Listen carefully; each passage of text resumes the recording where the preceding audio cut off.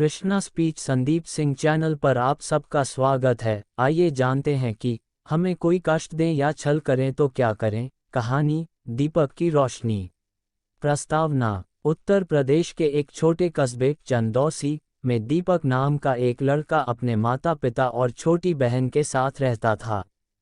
उसके पिता एक दिहाड़ी मजदूर थे और माँ घरों में बर्तन मांजती थीं। दीपक होशियार था, लेकिन गरीबी उसके जीवन की सबसे बड़ी चुनौती थी। कष्ट की शुरुआत। एक दिन उसके पिता बीमार पड़ गए। काम बंद हो गया। माँ का काम भी छूट गया क्योंकि वह पिता की सेवा में लग गई। घर में खाने तक के लाले पड़ गए। स्कूल की फीस देना तो दूर, दीपक के पास जूते पहनने तक के पैसे नहीं थे। लेकिन उसने हार नहीं मानी। संघर्ष की राह। दीपक ने स्कूल के बाद चाय की दुकान पर बर्तन धोने का काम शुरू कर दिया। सुबह 5 बजे उठकर दूध बांटता, फिर स्कूल जाता और शाम को दुकान पर काम करता। कभी कभी उसे अपने सहपाठियों की उपेक्षा भी सहनी पड़ती। कुछ बच्चे उसका मजाक उड़ाते, लेकिन वह चुप रहता। रात को थका हुआ भी वह पढ़ाई करता। माँ के हाथ की बनी एक रोटी खाकर सो जाता। उम्मीद की किरण। एक दिन उसके स्कूल में परीक्षा हुई। दीपक ने जिले में टॉप किया। उसकी मेहनत रंग लाए। स्कूल ने उसकी फीस माफ कर दी और एक एनजीओ ने उसे स्कॉलरशिप दे दी। कठिनाइयां अभी बाकी थीं। 12वीं के बाद जब उसने इंजीनियरिंग कॉलेज में दाखिला लिया तो रहने और खाने की चिंता फिर से सताने लगी। लेकिन दीपक ने कॉलेज कैंपस में ही पार्ट टाइम लाइब्रेरी सहायक का काम पकड़ लिया। दिन रात मेहनत करता रहा। सफलता की सुबह। 4 साल बाद दीपक ने प्रतिष्ठित कंपनी में नौकरी पाई। उसकी पहली सैलरी से उसने पिता का इलाज करवाया, बहन को अच्छे स्कूल में दाखिला दिलवाया और मां को कहा, अब आपको बर्तन धोने नहीं जाना पड़ेगा। नैतिक। दीपक की कहानी हमें सिखाती है कि कष्ट जीवन में आते हैं, लेकिन यदि हम संघर्ष करना न छोड़ें तो वही कष्ट हमारे चरित्र को निखारते हैं और सफलता का मार्ग बनाते हैं। कहानी क्षमा की शक्ति। प्रस्तावना। राजस्थान के एक छोटे से गांव धौलागढ़ में एक निर्धन मगर आत्मसम्मानी किसान हरिप्रसाद अपने परिवार के साथ रहता था। उसकी जमीन बहुत कम थी, लेकिन वह मेहनत और ईमानदारी से जीवन गुजारता था। गांव में उसका सम्मान था क्योंकि वह हर किसी की मदद करता था। धोखा। हरिप्रसाद का पड़ोसी रघुनाथ लोभी और चालाक आदमी था।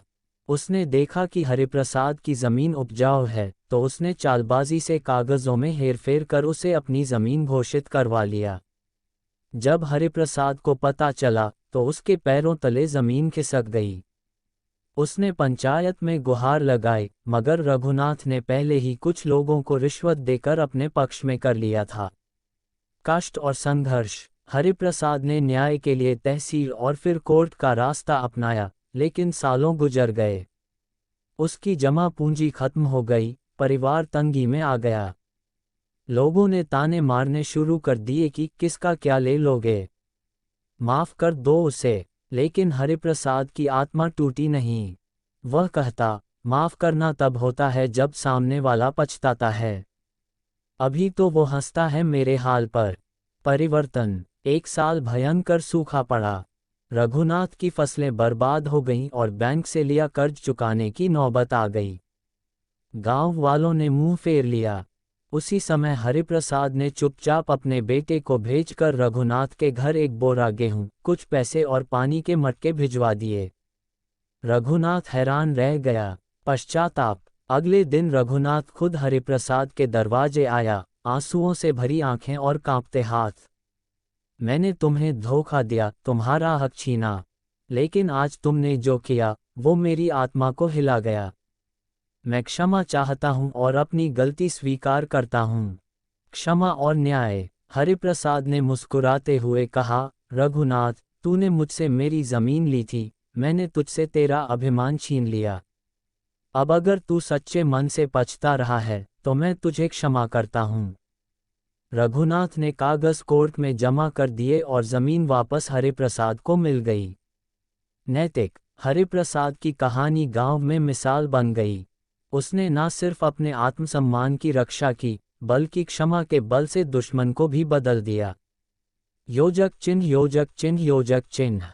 शिक्षा: जब कोई कष्ट दे या छल करे तो तुरंत क्रोध और बदले की भावना में बहना आसान होता है। लेकिन धैर्य, सत्य और क्षमा की शक्ति से हम न केवल अपना सम्मान बचा सकते हैं, बल्कि दूसरों का हृदय भी बदल सकते हैं। अगर आपको वीडियो अच्छी लगी हो तो इस चैनल को सब्सक्राइब करें। धन्यवाद।